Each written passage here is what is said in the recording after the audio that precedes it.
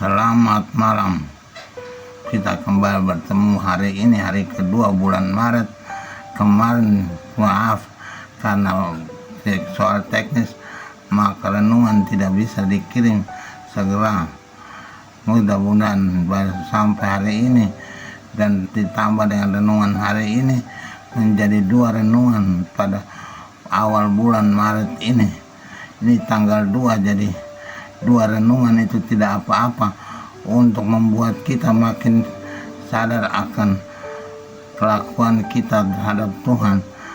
2 hari ini kita melihat bagaimana sikap terjam dari satu keluarga. Kemarin malah merenungkan ayah dan anak. Hari ini merenungkan anak-anak punya kelakuan yang berbeda-beda dalam satu keluarga. 2 anak sama-sama satu keluarga, tapi yang sulung mempunyai kelakuan yang berbeda dengan yang bungsu.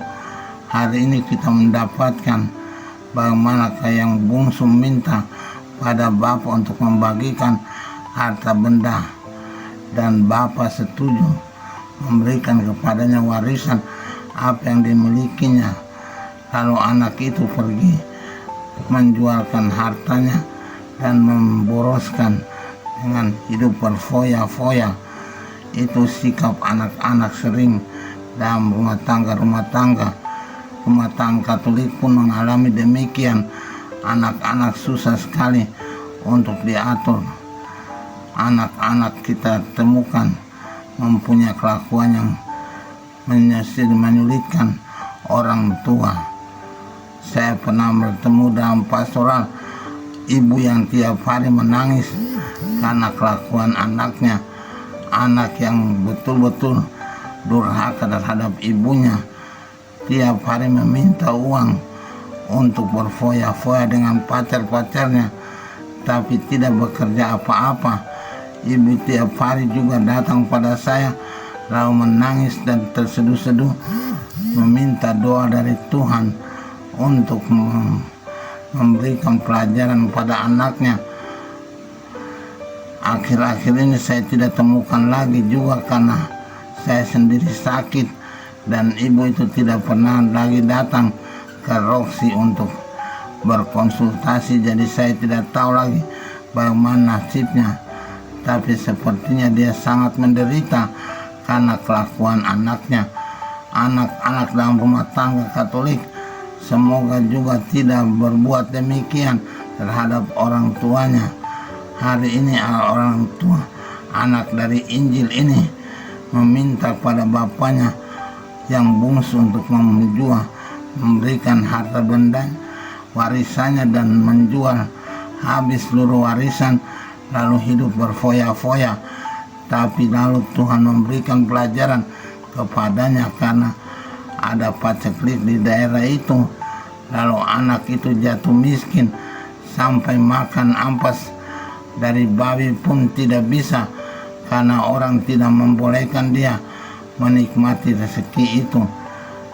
Dan anak yang sulung tetap mengabdi pada bapak, tapi juga punya kelakuan yang berfoya-foya dengan temannya.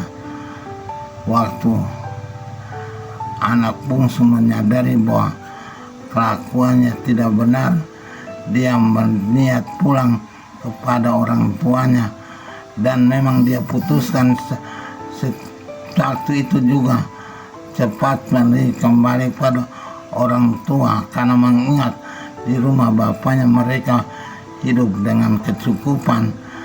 Dia minta izin untuk kembali sebagai pelayan dalam rumah itu, bukan sebagai anak lagi, tetapi tetap bapak mempunyai cinta kasih yang sebesar bapak. Jadi bapak kembali merangkul anak itu, tidak memperhatikan keadaannya. Dia mencium anaknya dan menerima dia kembali sebagai anak. Anak tetap anak dan bapak tetap bapak, tidak pernah berubah sikap dan status itu. Demikianlah Injil mengatakan dan kita semua menyadari bahwa dalam hidup ini orang tua bagaimanapun keadaannya dia tetap menerima anak kembali dalam pangkuannya, dan mereka kemudian hidup berbahagia bersama-sama dalam satu keluarga itu. Ini pertobatan yang diwartakan oleh Injil untuk menyadarkan kita semua bahwa ada saat kita memang sesat, tapi juga saatnya kita kembali pada Bapa. Lihat sikap anak bungsu itu, walaupun dia bejat pada awalnya, tapi pada saat dia menyadari kesalahannya, dia langsung berdiri dan berjalan menuju pada Bapa dan mengakui kesalahannya. Itu pengakuan dosa yang baik, yang benar-benar terbuka kepada orang tua, dan orang tua memberikan ampun sebagai orang tua tetap menyayangi anaknya, sehingga menerima anak kembali dengan status sebagai anak, bukan sebagai pelayan seperti permintaan anaknya. Kita berharap juga demikian pada kita semua. Dalam masa pertobatan ini kita benar-benar merendahkan diri di hadapan Tuhan dan menyesali dosa-dosa kita dan mengakuinya. Bukan hanya menyesal, tapi juga mengakui secara terbuka apa yang sudah kita perbuat, dan pasti Tuhan mengampuni dan maafkan kita.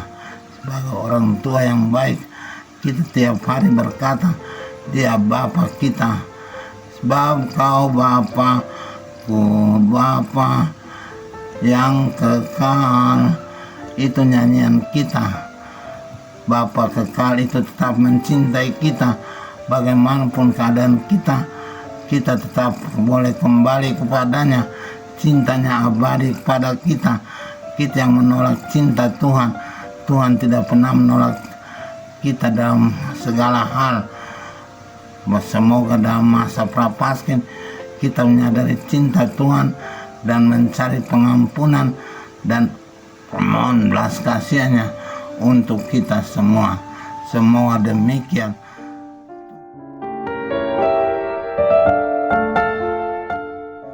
Tuhan Bapa yang baik, pada hari ini akhir pekan tapi juga masih awal dari bulan Maret ini, kami menemukan apa yang Kau ajarkan dalam Injil mengenai mukjizat pertobatan anak bungsu itu. Walaupun bejat pada awalnya, tapi bertobat dan tetap menerima cinta Tuhan. Dia telah kembali kepada Bapa dan memohon rahmat kemurahan Bapa untuk mengampuni kesalahannya. Tuhan, Engkau Maha Rahim, Maha Pengasih dan Pengampun. Ampunlah kami juga dalam segala kesalahan kami. Kami memang orang-orang yang sering berbuat jahat terhadap Engkau dan terhadap sesama, tapi kalau kami menyadari dan bertobat, Engkau pun siap untuk memberikan ampun kepada kami. Ampuni dosa-dosa kami, dosa perbuatan, perkataan, dosa pikiran, dan apa saja yang kami perbuat salah terhadap Engkau. Ampunlah kesalahan kami dan berilah kami rahmat kerahiman-Mu demi Kristus Tuhan dan Juru Selamat kami sepanjang segala masa. Amin.